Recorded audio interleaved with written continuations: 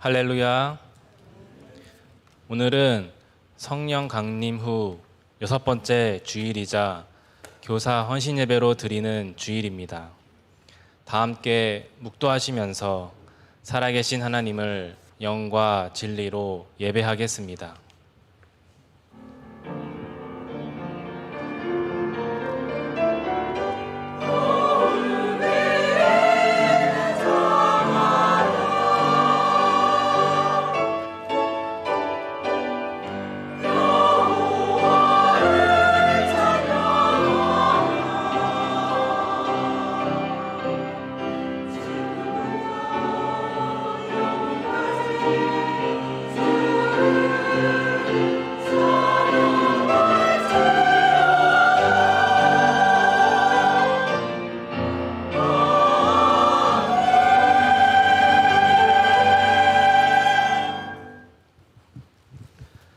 여호와는 나의 목자시니 내게 부족함이 없으리로다. 그가 나를 푸른 풀밭에 누이시며 쉴 만한 물가로 인도하시는도다. 살아계신 하나님, 이 시간 간절한 마음으로 주님께 드리는 예배를 받아 주옵소서. 주님의 말씀을 사모하는 성도들에게 성령의 충만과 하늘의 복을 내려주시고 하나님의 영광을 바라며 즐거워하게 하옵소서. 그리하여 우리의 삶이 하늘 아버지를 통해 항상 감사할 수 있는 삶을 살게 하옵소서. 예수님의 이름으로 기도합니다. 아멘. 다 함께 일어나셔서 임내 찬송 20장을 찬송하시겠습니다.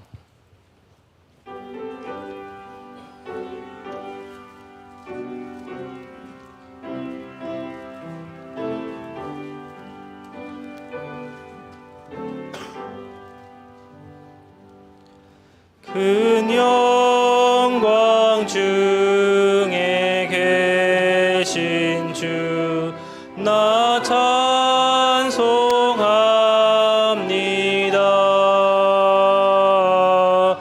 영원히 계신 주 이름 나 찬송합니다.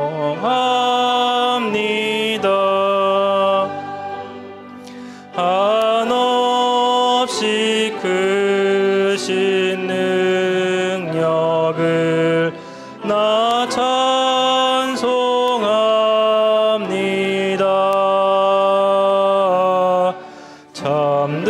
참되고 미쁜 그 언약 나 찬송합니다. 온 천지 창조하시던 그 말씀 힘있어 영원히 변치 않는 주 나 믿사옵니다.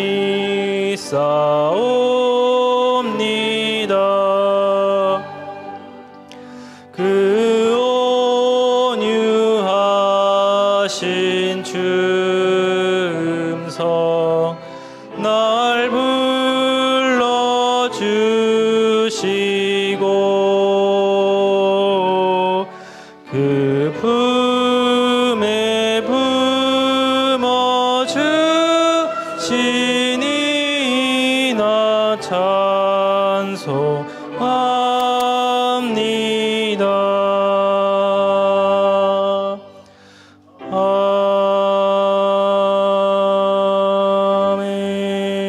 아멘.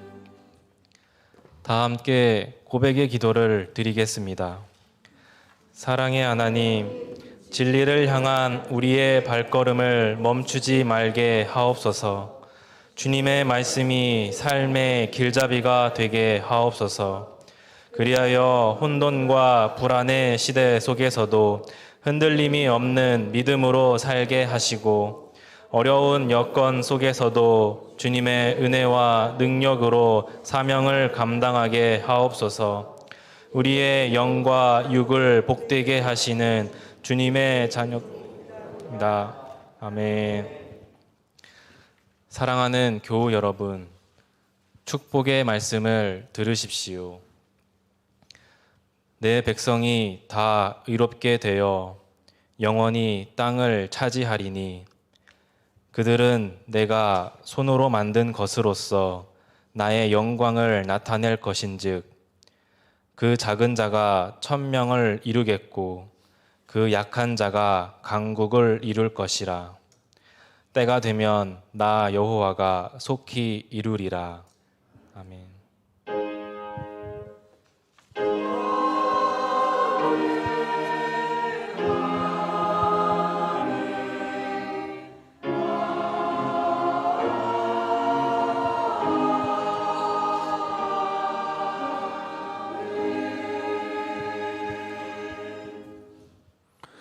다 같이 찬송가 뒤에 있는 교독문 77번을 교독하겠습니다.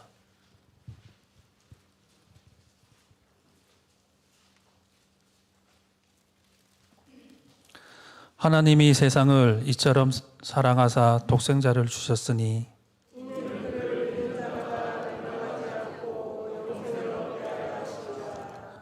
하나님이 그 아들을 세상에 보내신 것은 그로 말미암아 세상이 구원을 받게 하려 하심이라. 믿지 아니하는 자는 하나님의 독생자의 이름을 믿지 아니하므로 그 정죄는 이것이니 곧 빛이 세상에 왔으되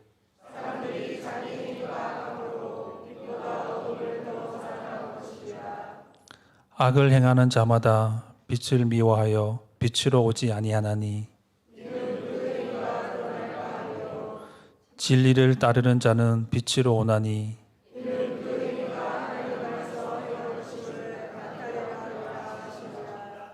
아멘. 다 같이 사도신경으로 우리의 신앙을 고백하겠습니다. 전능하사 천지를 만드신 하나님 아버지를 내가 믿사오며 그 외아들 우리 주 예수 그리스도를 믿사오니 이는 성령으로 잉태하사 동정녀 마리아에게 나시고 본디오 빌라도에게 고난을 받으사 십자가에 못 박혀 죽으시고 장사한 지 사흘 만에 죽은 자 가운데서 다시 살아나시며 하늘에 오르사 전능하신 하나님 편에 앉아 계시다가 저리로서 산 자와 죽은 자를 심판하러 오시리라.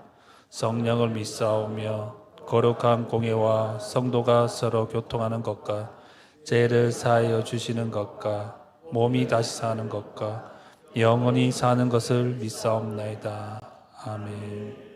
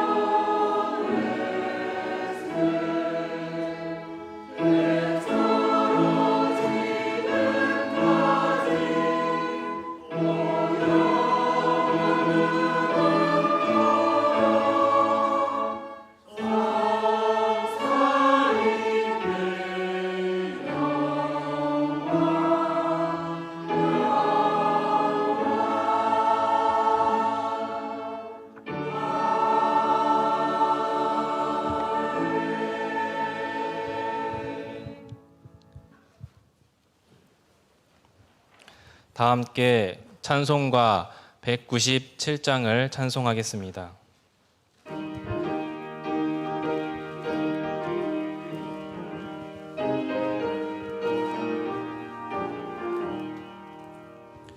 은혜가 풍성한 하나님은 믿는 자 한 사람 한 사람 어제도 오늘도 언제든지 편찮고 주시네.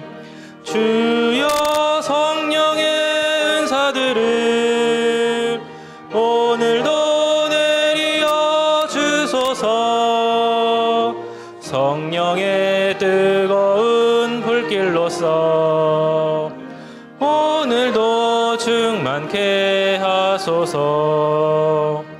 정욕과 죄악에 물든 마음을 성령의 불길로 태우사 정결케 하소서. 태우소서. 깨끗게 하여 주옵소서. 주여 성령의 은사들을 오늘도 내리어 주소서. 성령의 뜨거운 불길로서 오늘도 충만케 하소서. 대생의 제물로 돌아가신 어린 양 우리 주 예수여, 구속의 은혜를 내리시사 오늘도 구원해 주소서. 주여 성령의 은사들을 오늘도 내리어 주소서. 성령의 뜨거운 불길로서 오늘도 충만케 하소서. 주님의 깊으신 은혜만은 세상에 널리 전하리니 하늘의 능력과 권세로서 오늘도 입혀 주옵소서. 주여 성령의 은사들을 오늘도 내리어 주소서. 성령의 뜨거운 불길로서 오늘도 충만케 하소서. 아멘.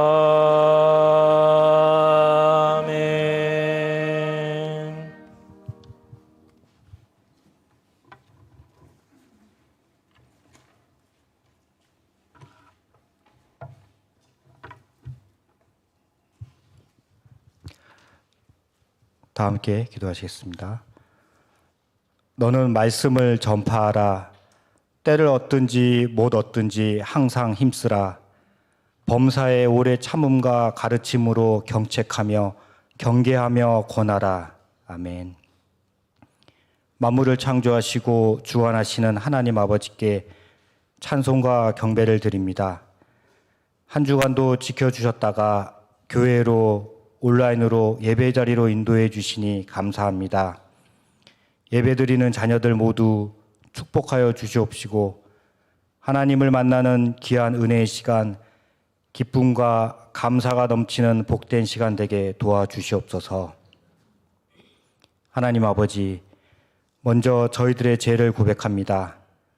하나님보다 세상을 더 사랑하고 이웃을 사랑하기보다 나 자신을 높이고 남을 낮추는 데 더 힘썼습니다. 주님 용서하여 주시옵소서. 저희를 주관하여 주셔서 마음과 뜻과 힘을 다해 하나님을 섬기고 어린아이와 같이 낮아지며 겸손하고 이웃을 섬기는 자 되도록 도와주옵소서.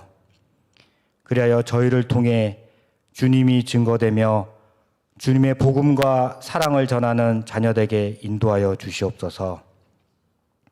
오늘은 특별히 교사 헌신 예배로 인도해 주시니 감사합니다. 내가 내 자신과 가르침을 살펴 이 일을 계속하라.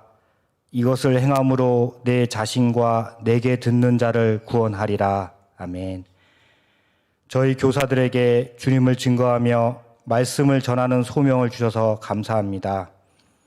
부족한 저희들 주님의 능력으로 말씀으로 담대히 직분을 감당하기를 원하오니 주님 도와주시옵소서. 날마다 성령님께서 부어주시는 풍성한 은혜를 느끼며 감사하며 우리의 자녀들에게 말씀을 전파하고 가르치도록 인도하여 주시옵소서. 우리나라 출산율이 세계 꼴찌라고 합니다. 여러 환경적인 원인이 있겠지만 낮은 출산율로 인해 우리 어린이들의 숫자가 줄어들고 그에 따라 교회 출석 어린이도 빠르게 줄어들고 있습니다.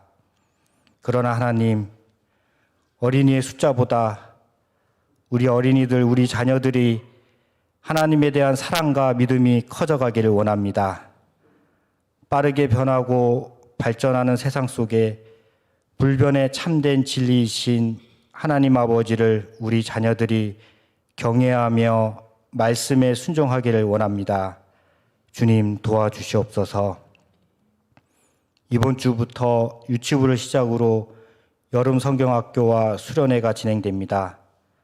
각 행사를 통해서 우리 자녀들이 각자 소중한 하나님의 자녀임을 깨닫게 하여 주시옵시고 하나님을 만나고 믿음이 더욱 성장하며 하나님의 계획 속에 미래를 꿈꾸는 귀한 은혜의 시간 되게 도와주시옵소서. 교사들을 비롯한 교육 공동체와 부모들에게 지혜와 명철을 주셔서 우리 자녀들이 믿음의 자녀로 성장하도록 인도하여 주시옵소서. 하나님 아버지, 몸과 마음이 연약한 성도들을 위해 기도합니다. 사랑하는 호소용 집사님, 최상미 성도님, 조상희 권사님, 정문자 권사님, 이재덕 장로님, 그리고 연약한 성도님들과 그 가족들 모두 주님의 손으로 안수하여 주셔서 온전히 치유되고 회복되도록 도와주시옵소서. 이 시간 박행신 담임 목사님을 통해 하나님의 말씀을 듣습니다. 늘 목사님께 영육간의 강건함을 주시옵시고 맡겨진 사명을 잘 감당할 수 있도록 충만한 은혜를 허락하여 주시옵소서. 하나님의 말씀을 듣는 이 모두가 깨닫고 삶이 변화되는 놀라운 역사가 일어나게 도와주시옵소서. 예배를 위해 수고하고 보이지 않는 곳에서도 묵묵히 사역하는 모든 현대교회 성도들에게 하나님의 한없는 축복과 은혜를 원하오며 사랑 많으신 예수님 이름으로 감사하며 기도드립니다. 아멘.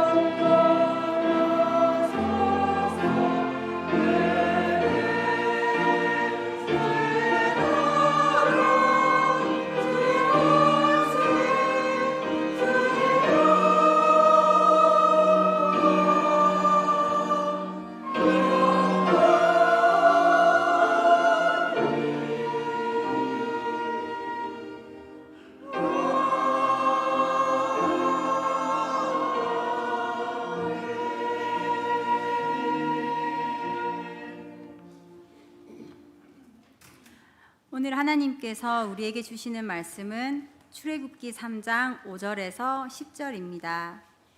구약 성경 84쪽입니다.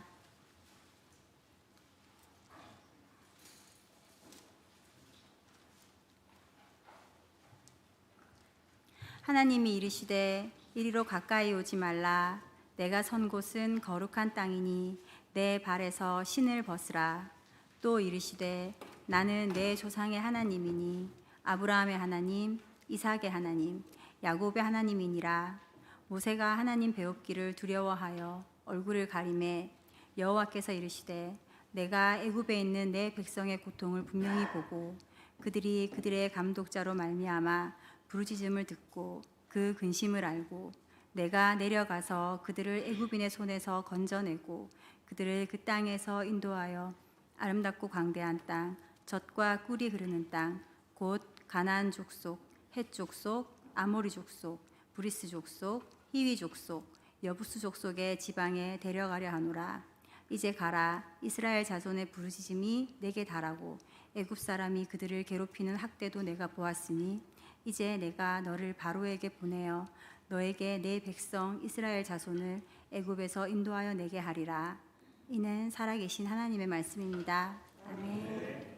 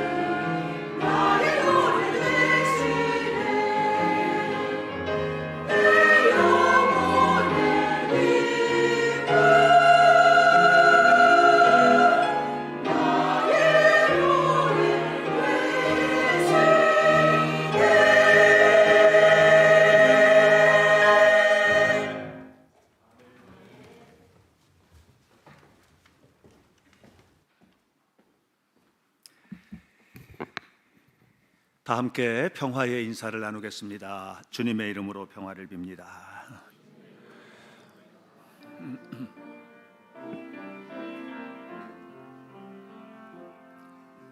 사랑의 나눔 있는 곳에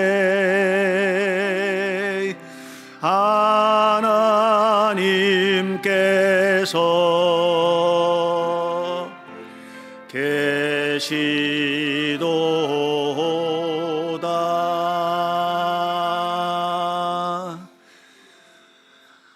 오늘 교회 학교, 특별히 교육 공동체의 교사들이 여름 학교를 앞두고 헌신하는 예배를 드리고 있습니다. 1부 예배 때 유치부 선생님들 이렇게 헌신을 하시고, 또 오늘 2부 예배는 초등부 선생님들과 이번에 청소년부는 캠프에 참여를 합니다. 그래서 기름 부음 캠프 원주에서 연세대학교 원주 캠퍼스에서 열리는데 선생님들이 또 함께 가셔서 은혜를 나눌 예정이거든요. 이 시간에는 우리 선생님들의 헌신을 위해서 기도해 주시길 바랍니다.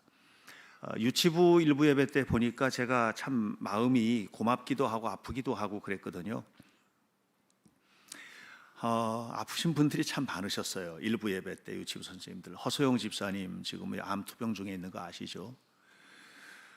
또 다른 선생님들도 항암 치료 마치고 그리고 후속 치료 과정에 있는 선생님들이 2분이나 계시고, 또 장기를 기증하신 선생님도 계시고, 지금 심장 때문에 매우 연약해서 기도가 필요한 김일혜 집사도 있고, 모두 다 선생님들이 지금 유치부 선생님 헌신하시는 분이 오늘 1부 예배 때 8분인데 대부분 다 많이들 아프셔서 마음이 진짜 짠했거든요. 그러면서도 매주 빼놓지 않고 그 몸을 하고 아이들 키우겠다고 나오는 그런 모습을 보면 제가 이걸 어떻게 설명을 해야 될지 모를 정도로, 2부 예배 초등부 선생님들이나 또 청소년부 선생님들도 마찬가지십니다. 그 헌신하는 모습이 너무 뜨겁고 아름답거든요. 선생님들 위해서 기도해 주시기 바라고, 또 이번 수요일 날 이재덕 장로님이 비뇨기과 계통의 수술을 받습니다. 여러 주 동안 지금 소변줄을 차고 계시고요. 견딜 수 없는 고통 중에 계신데 이번 수요일 날 잘 수술되도록 또 위해서 기도해 주시면 고맙겠습니다. 우리 다 함께 중보하며 기도합시다. 하나님의 은혜를 감사합니다. 주님께서 사랑하는 우리 선생님들을 위하여 기도합니다. 하나님께서 선생님들 한 분 한 분을 도와주시고 축복하셔서 은혜롭게 헌신하여서 다음 세대를 위하여 거목이 될 아이들의 새싹을 키워내는 자녀들이 오니 선생님들에게 은총을 더하여 주셔서 복되게 하옵소서. 특별히 암으로 투병 중에 있는 주의 백성들, 허소영 집사, 조상희 권사, 최상미 성도, 정문자 권사, 그리고 이홍순 집사 어머니, 하나님 한 사람 한 사람 모두에게 주의 은혜를 베풀어 주옵소서. 또 수술 앞두고 있는 이덕 장로를 축복하여 주시고 하나님의 은혜를 베풀어 주옵소서. 우리 모두의 삶에 베푸신 하나님의 은혜가 충만하게 하옵소서. 아버지 함께 하옵소서. 사랑의 나눔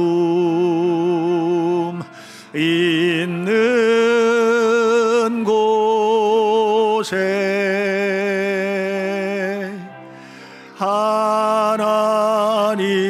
하나님께서 계시도다.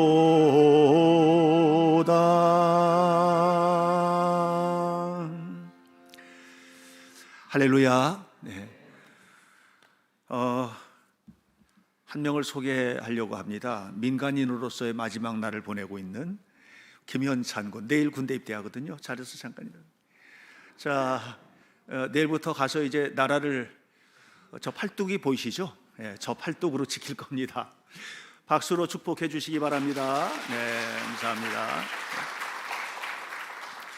우리 김만규 권사님 아들입니다. 큰 아들입니다. 아들이 하나밖에 없으니까 큰 아들이고 작은 아들이고 한데, 우리 김 권사님도 또 지난주에 담낭 제거 수술 잘 받고 회복 중에 있는데 아직 완전하지 않을 텐데 성가대에 앉아서 지금 헌신하고 계십니다. 우리 성도들의 헌신을 보면 늘 정말 고맙습니다. 제가 현대교회를 담임하고 있는 목사로서 우리 교인들을 바라보면 그냥 고맙다는 생각밖에 다른 생각은 나지 않습니다. 너무너무 감사하고, 있는 곳에서 차분하게 그리고 뜨겁게 헌신하는 우리 장로님들, 또 성도님들 한 분 한 분, 여러분들 모두를 격려하고 또 축복합니다. 오늘 우리 교사 헌신 예배 설교 제목이 네가 가라 내가 하리라. 한번 같이 해볼까요? 네가 가라 내가 하리라. 이게 오늘 성경의 이야기입니다. 그런데 오늘 헌신하시는 교사들뿐만 아니라 이거 우리 교회 성도들 모두에게 하고 싶은 얘기예요. 하나님께서 하시고 싶은 얘기입니다. 제가 이제 2주 전서부터 오늘 이제 3주째인데 칼럼 부분에 글을 쓰고 있거든요. 그 전에 내용들하고 좀 결이 다른 얘기를 제가 지금 쓰고 있는데, 속해보고 아래 부분에 보면 지금 창세기, 이번 주까지 창세기입니다. 다음 주는 출애굽기. 각 책마다 하나님이 정말 하고 싶은 핵심적인 얘기가 뭔지 하는 것들을 제가 이제 쓰고 있습니다. 창세기 2주에 걸쳐서 하나님이 인간을 창조하신 이유가 도대체 뭐지? 이제 이 부분을 좀 다루었고요. 다음 주는 출애굽기인데, 출애굽기 길이 없는 곳에 길을 내고 가는 이스라엘 백성들을 바라보면서 길이 뭔 줄 아니? 이제 이 부분을 좀 나눌 겁니다. 좀 꼭 읽어주시기 바라고, 또 찬송가 해설에 관한 부분도 이제 2주를 나눠서 하다가 이번 주부터는 한 주간 토막토막 그냥 이렇게 좀 요약적으로 제가 글을 다음 주부터는 올릴 예정인데, 꼭 읽으면서 이 찬송가가 이렇게 만들어졌구나 하는 것들도 좀 느끼셨으면 좋겠다 하고 생각을 합니다.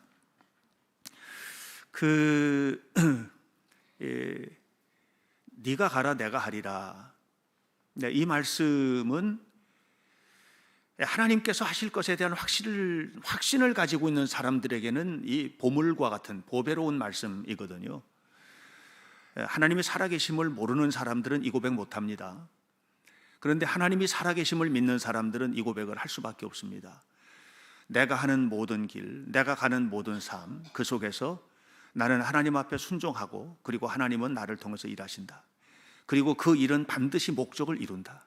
이것이 하나님께서 우리에게 하시고 싶은 얘기거든요. 근데 하나님을 향한 건강한 믿음을 가지고 이 믿음으로 승리하시기를 축복합니다. 요즘에 청년 예배를 이제 제가 좀 맡아서 주관을 하고 있습니다. 지난주부터 했습니다. 지난주에 청년들 7명 모였습니다. 오래간만에 하여튼 제가 청년들을 만나는데 너무 좋았어요. 7명, 저까지 8명이 함께 예배를 드렸습니다. 그래서 이번 주에는 더 열심히 준비했죠. 이제 많이 나올 거야들 이렇게 하고. 근데 지난주에 어제는 2명 나왔습니다. 그래서 이제 부장 선생님하고 또 홍전도사님이 이제 함께 저하고 사역을 같이 할 거예요. 저하고 해서 모두 5명이 예배를 드렸습니다. 근데 너무 좋았습니다. 너무나도 풍성한 예배를 함께 드렸습니다. 어제 주제는 벽에 문이 있다. 아이들과 함께 얘기를 나누면서 너네들은 요즘에 좀 어떠냐, 느낌이 살아가는 게 어떠냐 그랬더니 그 얘기를 못 하는 거예요. 그러니까 한마디로 요약을 하면 앞이 캄캄해요, 뭐 이런 얘기거든요. 앞이 캄캄해요. 요즘 청년들의 현주소가 그렇지 않나? 청년들만 그럴까요? 여러분들은 어떠십니까? 훤한 길이 보이십니까? 아니면 답답하고 어디로 가야 될지, 어떻게 살아야 될지, 좀 앞에 그냥 건널 수 없는, 감히 극복하기 어려운 벽이 하나 탁 놓여져 있는 것 같은 그런 느낌을 받으십니까? 거의 비슷한 느낌들을 받고 있지 않나 하는 그런 생각을 제가 하게 됩니다. 그런데 아이들과 함께 나누면서 그 벽이 문이다. 하나님은 너네들에게 벽을 선물하려고 하는 게 아니라, 세상은 너희들에게 벽을 갖다 주지만 하나님은 그 벽에 문을 달아 놓으셨다. 그 문이 무언지를 보는 사람은 벽을 극복하고 넘어가지만, 그걸 못 보는 사람은 벽 앞에 좌절하고 꼬꾸라질 수밖에 없다. 극복하고 넘어갈래? 꼬꾸라져 죽을래? 둘 중에 하나를 선택해야 된다면 뭘 선택할래? 이 선택이 하나님의 역사를 좌우한다. 그 얘기를 말씀과 함께 나눴어요. 오늘도 제가 그 얘기를 좀 하려고 하는 겁니다. 모세는요, 평범한 일을 하던 사람입니다. 그냥 양치기입니다. 양치기인데 광야의 양치기입니다. 제가 이번에 요르단의 성지순례 세미나를 인도를 하면서도 제가 광야에서 양치기를 봤습니다. 풀도 없는데 웬 양을 그렇게 끌고 다니는지 몰라요. 그런 일을 한 겁니다. 풀 찾아 다니는 일을 한 거죠. 광야의 양치기는 만만한 직업이 아닙니다. 근데 모세는 그 일을 하였습니다. 그런 일을 하던 중에 어느 날 특별한 경험을 하게 됩니다. 그 특별한 경험을 우리는 이렇게 알고 있죠. 오늘 성경에도 이제 이 출애굽기 3장에 나오는 이야기인데 그 핵심은 뭐냐 하면 어느 날 갑자기 가시떨기 나무가 있는데 이 가시떨기 나무가 불이 붙었단 말이에요. 그래서 모세가 경험한 이 사건을 불타는 가시떨기 나무 이렇게 이름을 붙이는 경우들이 많습니다. 저는 좀 생각이 달라졌습니다. 이번에 말씀을 준비하면서 불타는 가시떨기 나무는요, 그냥 보통 아주 흔한 거는 아니지만 그래도 그 광야에서 볼 수 있는 사건이에요. 광야는요 보통 기온이 45도 뭐 왔다 갔다 하는, 엄청나게 뜨겁습니다. 그런데 건조하거든요. 그래서 또 어느 순간인가 바람이 확 돌풍처럼 부를 때가 있어요. 나무가 스치면서 불이 붙는 경우들도 있고요. 그러니까 이런 경험은 있을 수 있어요. 아주 흔한 것은 아니지만 그래도 못 볼 광경은 아니에요. 그래서 불타는 가시떨기 나무라고 하는 거는 모세의 경험의 하이라이트라고 보기는 어렵다. 저는 그렇게 생각합니다. 그러면 모세가 광야에서 경험한 이 불타는 가시떨기 나무로 알고 있는 이 경험의 진짜는 뭘까? 그거는 하나님을 만난 거죠. 그러니까 불타는 가시떨기 나무의 경험은 그냥 어쩌다가 한 번씩 있을 수 있다니까요. 그런데 그 불타는 가시떨기 나무 경험을 모세도 여러 번 했어요. 근데 이 경험이 특별한 거는 뭐냐면 하나님을 만난 경험인 거죠. 여러분, 성경을 읽는 거는 우리가 그냥 늘 읽을 수 있어요. 우리가 주보에도 매주 나오잖아요. 주보 맨 앞 페이지에 보면 이번 주 읽을 말씀 해서, 여러분 여기 지금 나와 있지 않습니까? 이번 주에 읽을 말씀은 전도서 5장부터 어디까지입니까? 이사야서 13장까지. 이게 매주마다 이렇게 나오지 않습니까? 그러니까 여러분, 성경을 읽는 거는요 우리가 다 읽을 수 있어요. 그러니까 성경을 읽는 거는 특별한 경험이 아니에요. 그런데 성경을 읽다가 어느 순간에가 내 마음의 억장이 무너지는 것 같은 회개, 또는 이렇게 힘들고 어려운 환경 속에서 하나님이 살아계시구나, 하나님은 분명히 살아계셔 라고 하는 이 하나님이 살아계심에 대한 확신, 이건 특별한 경험인 거죠. 성경을 읽는 게 특별한 경험이 아니고 성경을 읽다가 만난 하나님과의 만남이 특별한 경험인 거죠. 여러분, 모세가 불타는 가시떨기 나무가 특별한 경험이 아니라니까요. 불타는 가시떨기 나무 속에서 말씀하시는 하나님을 만난 거예요. 이 하나님과의 만남, 이것이 어떤 일이 벌어졌냐? 모세를 완전히 뒤집어 놓은 겁니다. 이 경험을 한 모세에게 어제와 오늘은 완전히 다른, 생각도 다르고 행동도 다르고 태도도 다르고 모든 것이 완벽하게 달라지는 이런 경험인 거죠. 왜 그렇게 달라졌을까요? 하나님을 만나고 도대체 하나님과의 만남이 모세를 어떻게 만들었길래 이렇게 달라졌을까요? 오늘은 그 얘기를 좀 하려고 합니다. 하나님을 만난 모세가 깨달은 것은 하나님이 모세를 통해서 일하고자 하시는 거대한 목적을 발견한 거예요. 거대한 목적, 목표가 있는 인생이 된 거예요. 전에는 그냥 살았어요. 그런데 이제는 목적을 위해서 살아가는 인생이 된 거예요. 달라진 겁니다. 저는 오늘 우리 성경학교를 헌신하실 선생님들 모두에게 그냥 아이들을 가르치는 경험이, 주일마다 교회 와가지고 그 말 안 듣는 아이들 개구장이들 데리고 교육하고 하는 거, 이게 일상적인 삶이었단 말이에요. 그런데 어느 날 성경을 읽다가, 어느 날 기도하다가 목적이 달라진 거예요. 나는 다음 세대의 위대한 거목을 키워내는 새싹들을 자라게 하는 사명자다. 여기에 눈을 뜨게 되면은요, 아이들 대하는 거 달라집니다. 어떻게 대충 공부해서 아이들을 가르칩니까? 어떻게 대충 만납니까? 그럴 수가 없는 거죠. 목적이 분명해지면 과정이 달라지는 거예요. 저는 이번 성경학교가 해마다 하는 성경학교가 아니라 하나님이 나를 통해서 특별한 일을 하시는 아주 특별한 성경학교가 되도록 선생님들이 헌신하시기를 주님의 이름으로 축복합니다. 이번 주제가 가디언스거든요. 가디언스가 뭡니까? 지키는 자잖아요. 지키는 자. 뭘 지켜요? 하나님 나라를 지키는 자로 만들겠다는 거예요. 그러면 어디 가서 지킵니까? 세상에 가서 지키는 거죠. 가정에서도 지키고 학교에서도 지키고 직장에서도 지키고. 지킨다는 게 뭡니까? 난 믿는 사람답게 사는 거거든요. 믿는 사람답게 안 사는데 어떻게 지켜져요? 안 지켜지는 거죠. 그러니까 어떻게 믿는 사람답게 살게 할 것이냐, 이것을 확실하게 깨닫게 하는 그런 성경학교가 되기를 주님의 이름으로 축복합니다. 축복합니다. 예. 자, 그러면 이 출발점이 뭐냐? 모세의 삶이 완전히 뒤집어지는 출발점이 뭐냐? 하나님을 만나는 거거든요. 하나님을 어떻게 만나느냐의 문제예요. 하나님은 어떻게 만나느냐? 하나님은요, 모든 경우에 하나님은 말씀을 통해서 만나 주십니다.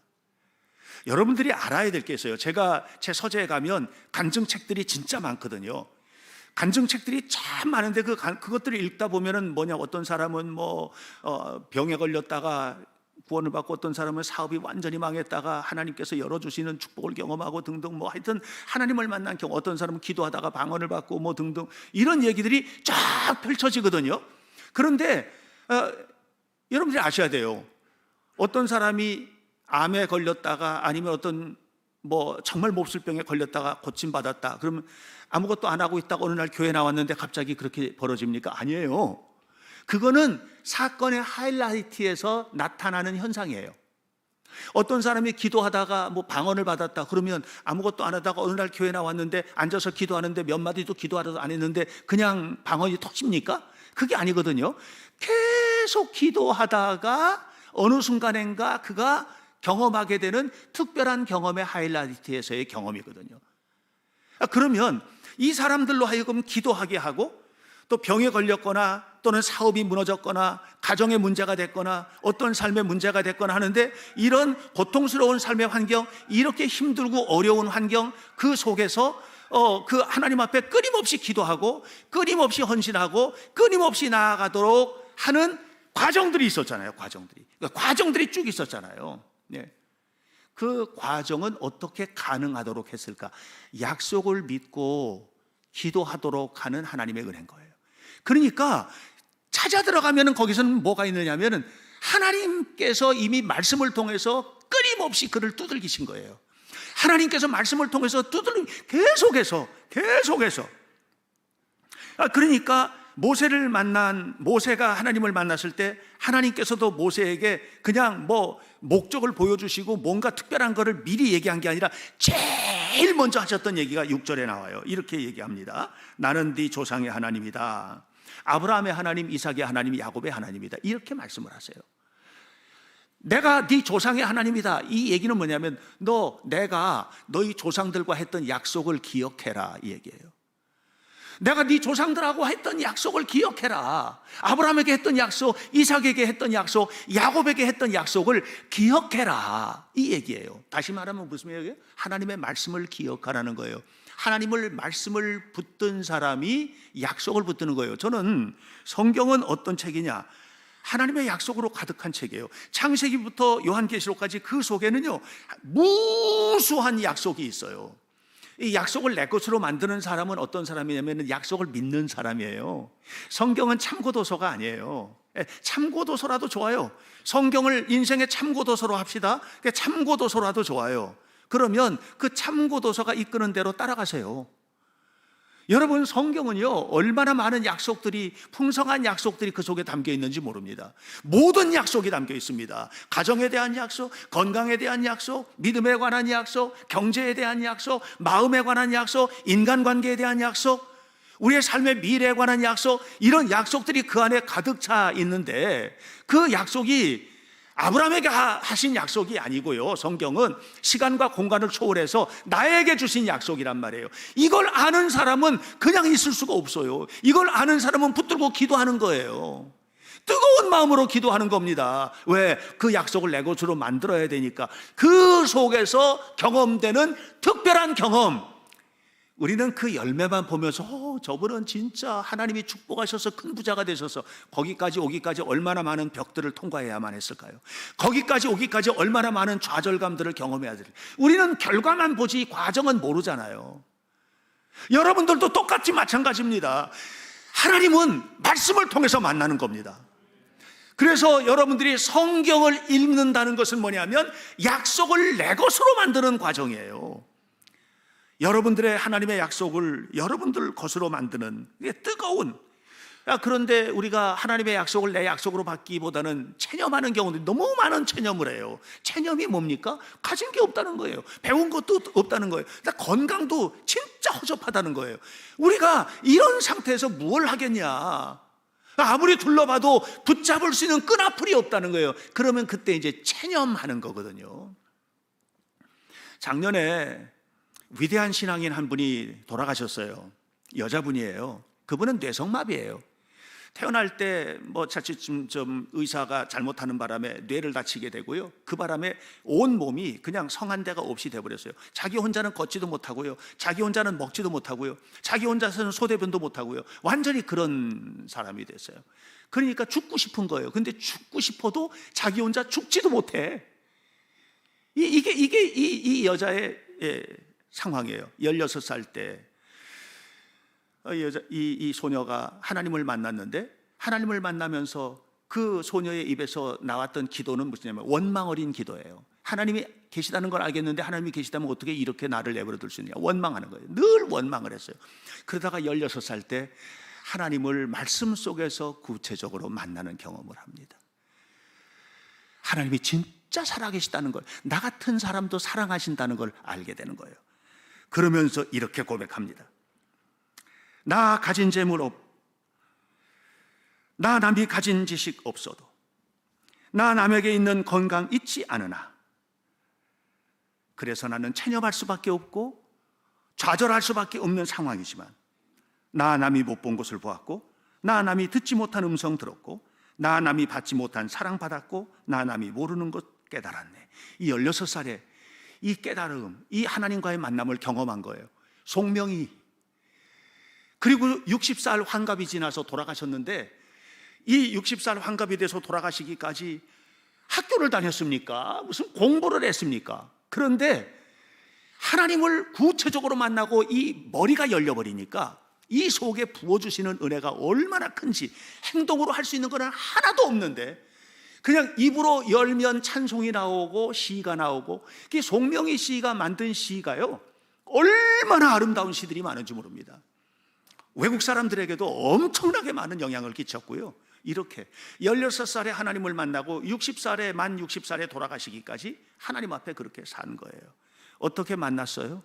말씀을 통해서 만난 거예요. 하나님의 약속이 내 삶 속에 이루어지길 소망하며 살아갔던 거예요. 그런데 하나님의 약속은요, 좀 어떠냐면 특별해요. 하나님의 약속은 거칠어요. 저는 그렇게 생각해요. 하나님의 약속이 거칠다는 말은 뭐냐면 함부로 행동하기가 어려운 거예요. 하나님의 약속은, 이게 약속인 건 맞는데 그 약속대로 하자니 너무 힘들어요. 그 약속대로 하자니 내 삶에 부담스러운 일들이 많은 거예요. 볼까요?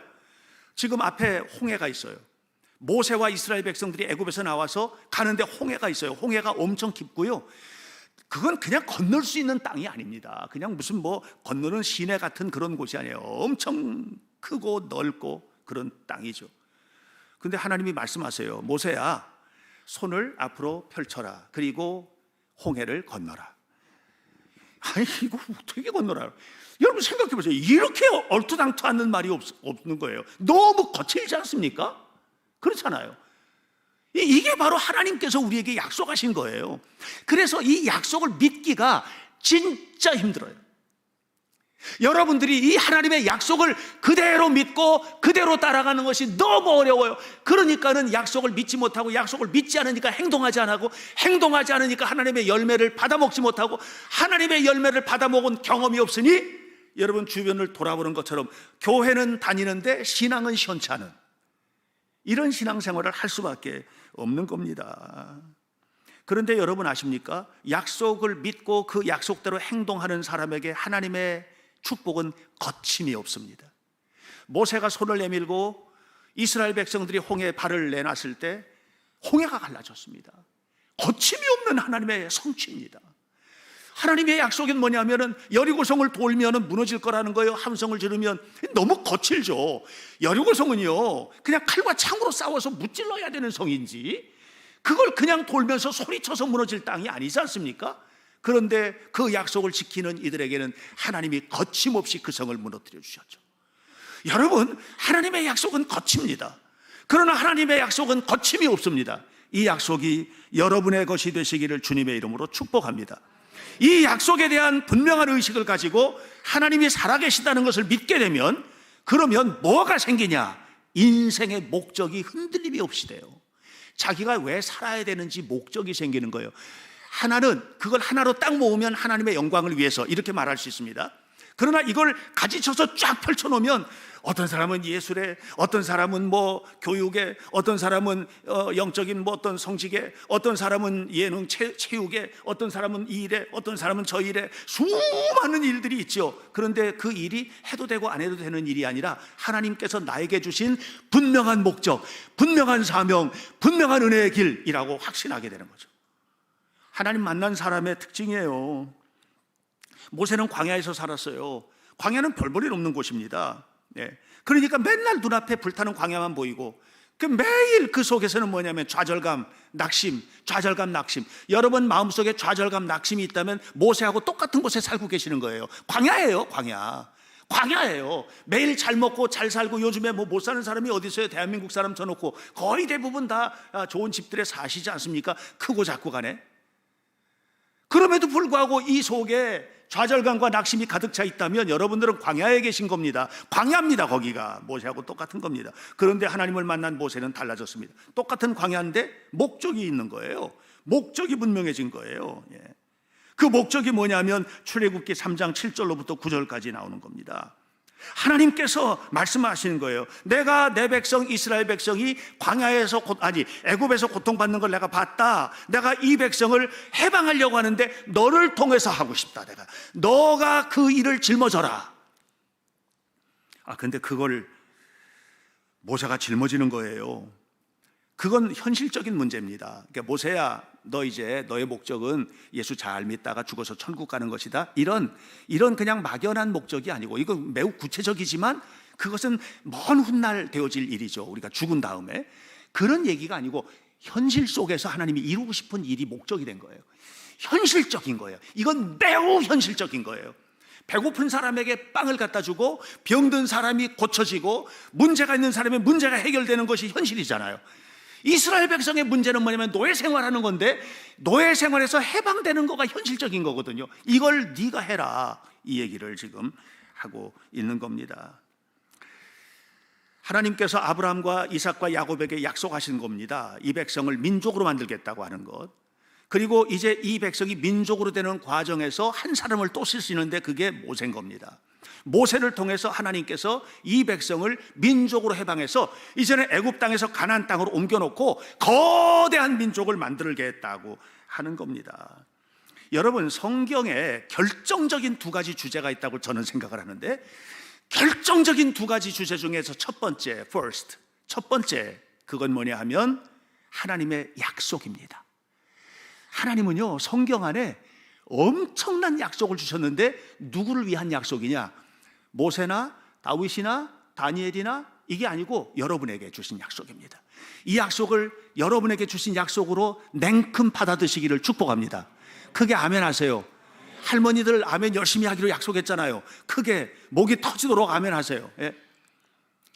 이 여러분의 약속이 돼야 된다. 할렐루야. 두 번째 주제는 뭐냐 하면, 그런데 고통스럽고 현실적으로 힘든 벽을 만날 거라는 거예요.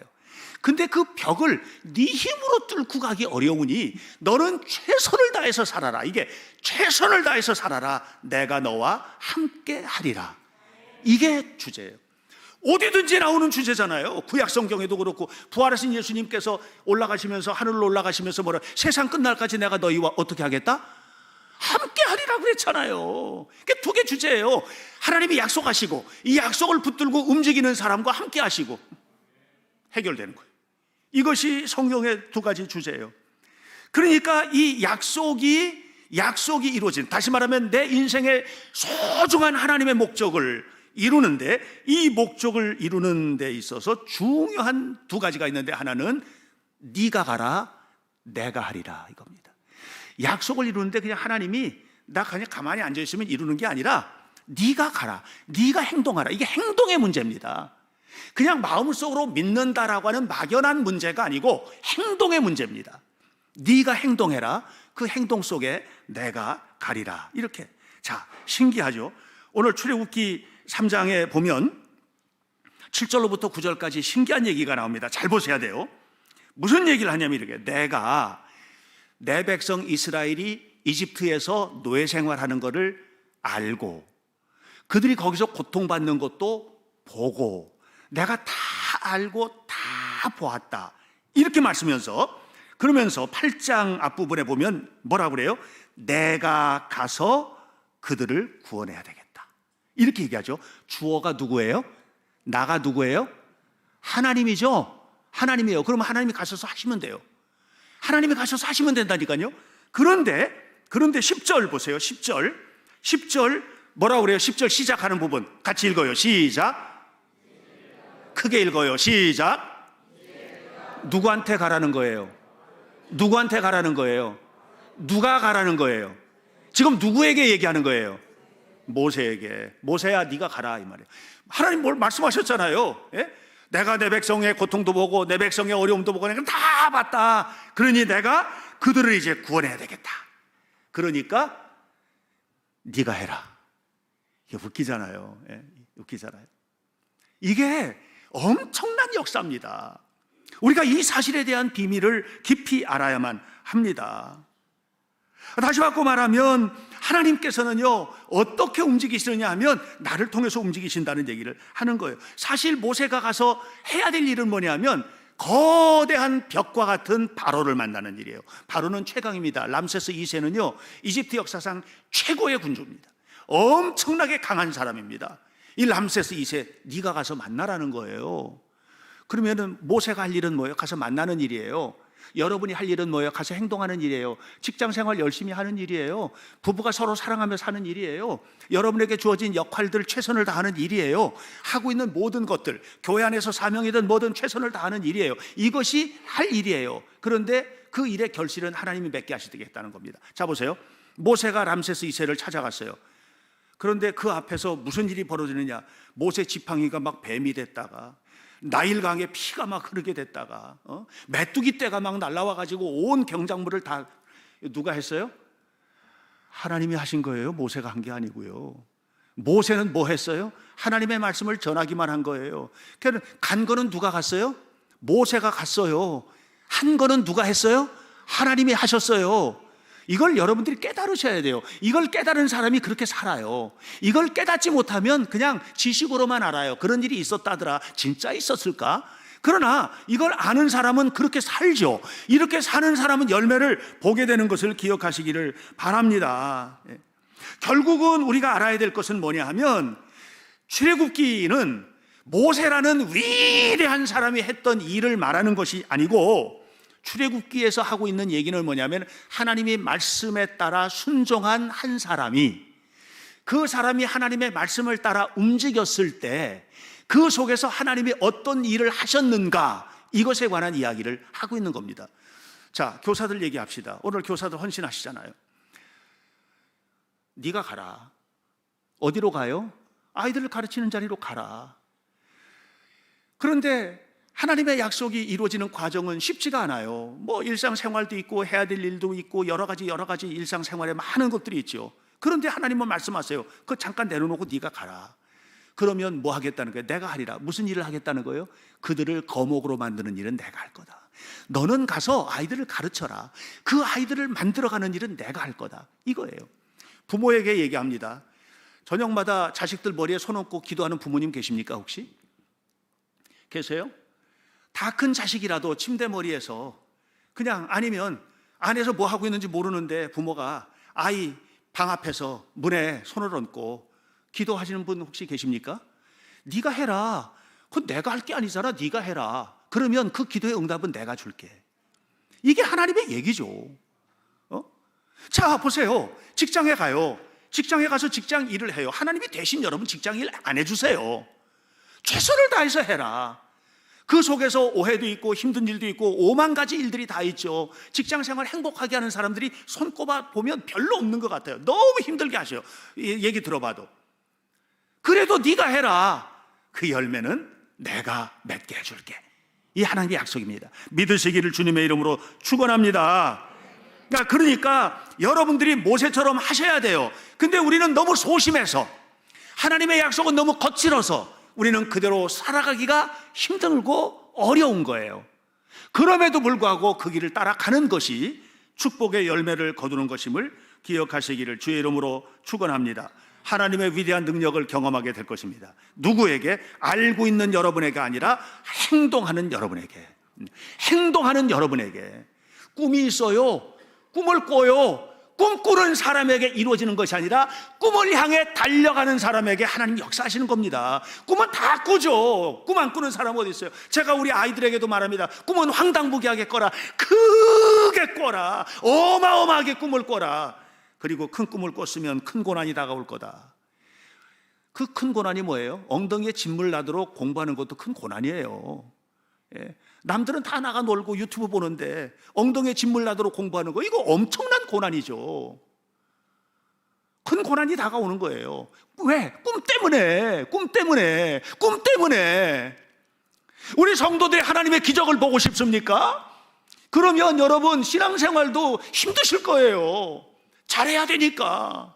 예배 열심히 나와야지, 기도 열심히 해야지, 성경 열심히 해야지, 말씀을 들으면서 아멘 해야지, 하나님 앞에 소득의 11조를 드려야지, 감사를 나눠야지, 이웃들, 나하고 상관없는 사람을 위해서도 기도해야지. 고난이에요, 고난. 그런데 여러분, 고난의 열매를 거두게 될 겁니다. 거칠지만 거침없는 하나님을 경험하게 될 겁니다. 사랑하는 성도 여러분, 사랑하는 교사 여러분, 하나님께서 함께 하심을 믿고 현장으로 달려가시기를 축복합니다. 네가 가라, 내가 하리라. 하나님의 은혜를 경험하는 복된 성경학교와 성도들의 삶이 되시기를 축원합니다. 기도하겠습니다. 하나님께서 우리와 함께 하시고 주의 영광이 나타나도록 이끌어 주시기를 간절히 원합니다. 오직 주님께서 함께 하시고 하나님께서 역사하셔서 우리 교회학교 선생님들 한 사람 한 사람 모두가 다 맞서야 하는 벽과 같은 어려운 문제들이 있지만 이겨낼 수 있도록 도와주시고, 또한 하나님의 영광을 위하여 헌신하는 믿음의 사람들 한 사람 한 사람을 속에서 세워지게 될 거목과 같은 미래의 자녀들 꿈꾸고 하나님 주시는 축복을 누리도록 인도하옵소서. 우리 성도들 모두에게 주의 복을 허락하옵소서. 예수님의 이름으로 기도하옵나이다. 아멘. 이 시간 초등부 선생님들 나오셔서 봉헌 특송 하겠습니다.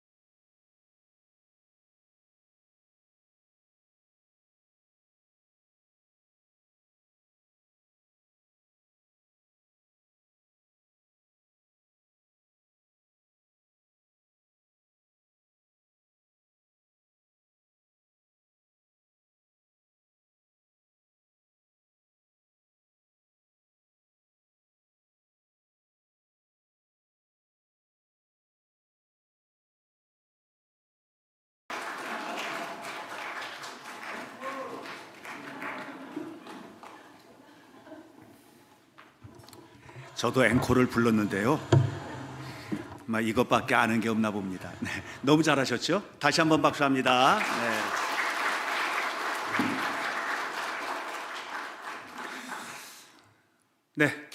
헌금 기도 드리겠습니다.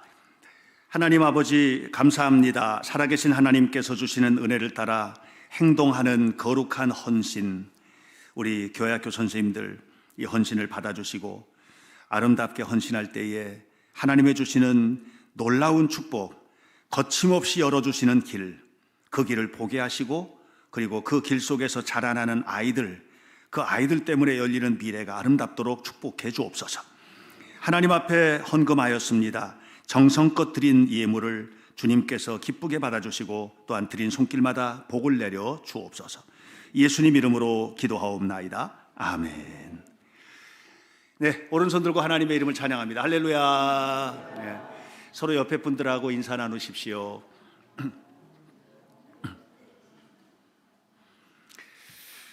네.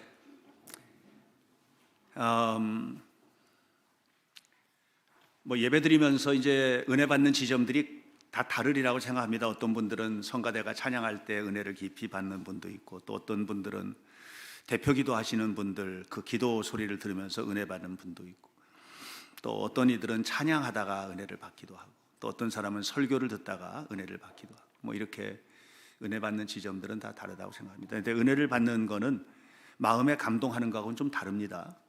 마음의 감동은 다 할 수 있습니다. 근데 은혜를 받는다는 것은 삶의 변화로 이어지는 거거든요. 그래서 행동으로 옮겨져야지 됩니다. 저 같은 경우에도 설교 준비를 하는데 정말 열심히 하는 편이거든요. 그리고 말씀을 전할 때에도 최선을 다해서 전하려고 애를 쓰고 있습니다. 끝나고 나면 항상 기도합니다.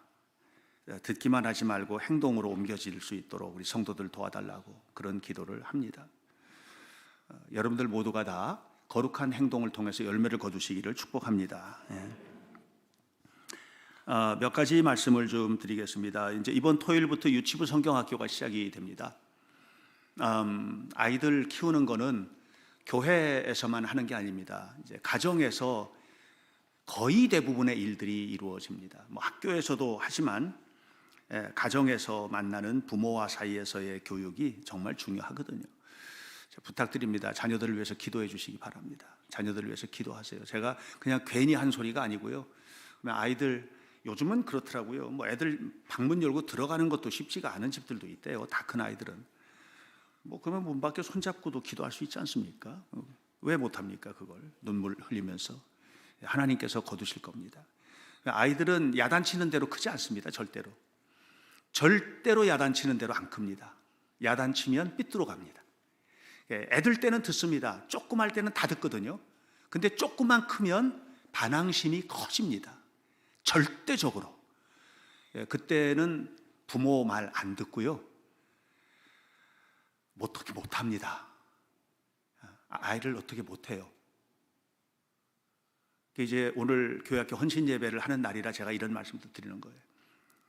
아이들은요, 그냥 부모의 따뜻한 손길과 말 한마디만 원합니다. 충분합니다. 그리고 따끔한 경책은 자기를 향해서 하세요. 더 잘 키우지 못하고 더 잘 해주지 못하는 것에 대한 양심의 가책들, 자기를 향해서 느끼시면 돼요. 그리고 아이들을 위해서는 기도해 줘야만 합니다. 아이들은 그냥 머물러 있지 않아요. 만지는 대로 커가거든요.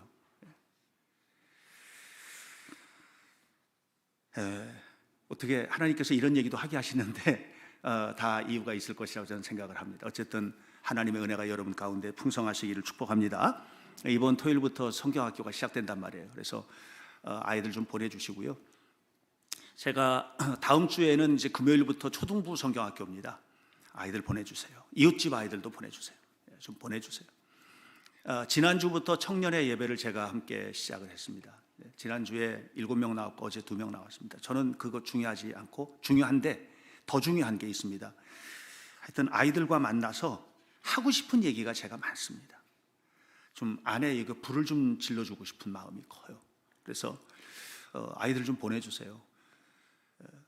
토요일 오후 4시 30분입니다. 보내주세요. 그리고 오세요. 여기도 청년들 눈에 띄는데 오세요. 그리고 함께 만났으면 좋겠습니다. 헛된 시간이 안 될 거라고 저는 생각합니다. 역사기행 광고가 나갔는데 이번 가을에 근대사 기행을 하고요. 내년 봄에 제주도 역사기행을 하면서 6번째 세트가 끝나는 겁니다. 5번째 세트인가요? 중간에 몇 번 쉬었습니까? 참 길게 이렇게 왔는데 여러분들 아이들과 함께 하는 이 프로그램도 아이들이 좀 성장하는 데 있어서 밑거름이 분명히 됩니다. 물론 그냥 이렇게 물 주는 것이 물 준다고 해서 그냥 쑥 자라가지고 제크의 콩나무처럼 하루아침에 자라는 건 아니잖아요. 그런데 분명히 자라나는 데 있어서 중요한 영양분입니다.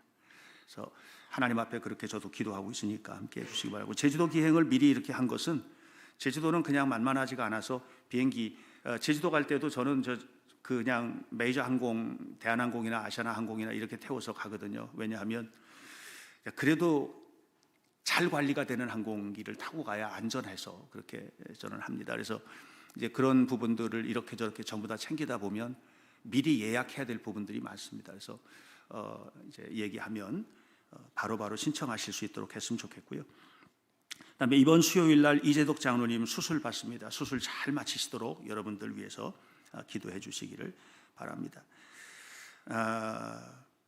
8월 26일 토요일입니다. 이게 교회 창립 28주년입니다. 우리 교회가 28년이 됐네요. 20일 날이 창립 28주년 기념주일로 지킬 텐데 감사한 마음으로 교회를 위해서도 기도해 주시기를 부탁드리겠습니다. 네, 감사합니다. 지난 금요일 날 사실 우리 할머니 속회원들이랑 같이 여기저기 그 잡초들을 정말 많이 뽑았거든요. 그래서 걱정했어요. 오늘 건강하게 다 오셔서 오늘 끙끙 앓으시느라고 못 오시는 거 아닌가 하고 걱정했는데 다들 이렇게 나오셔서 정말 감사하게 생각합니다. 네. 다 함께 일어나셔서 파송 찬송 620장 1절을 찬송하신 이후에 목사님께서 축도하심으로 주일 오전 예배를 마치겠습니다.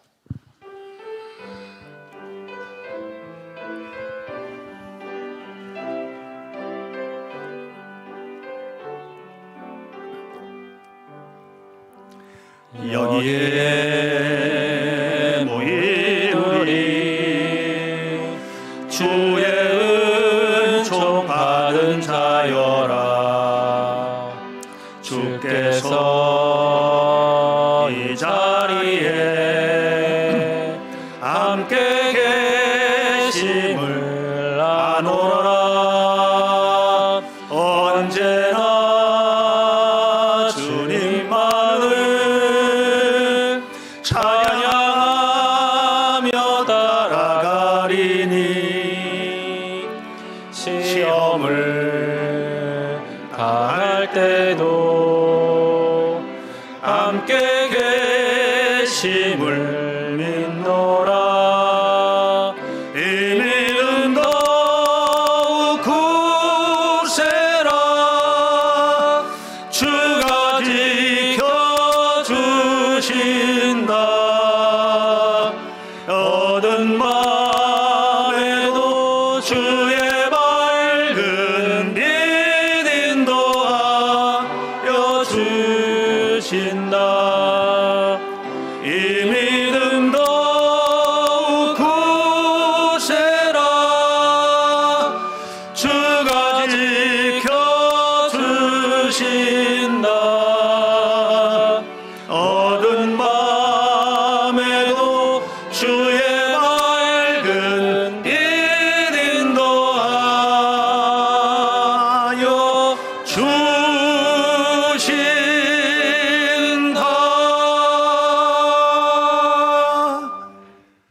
기도하겠습니다.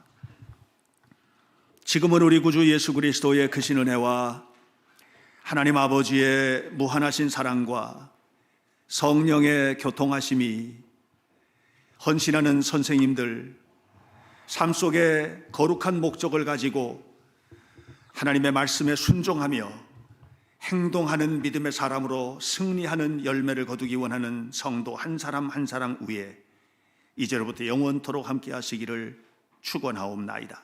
아멘.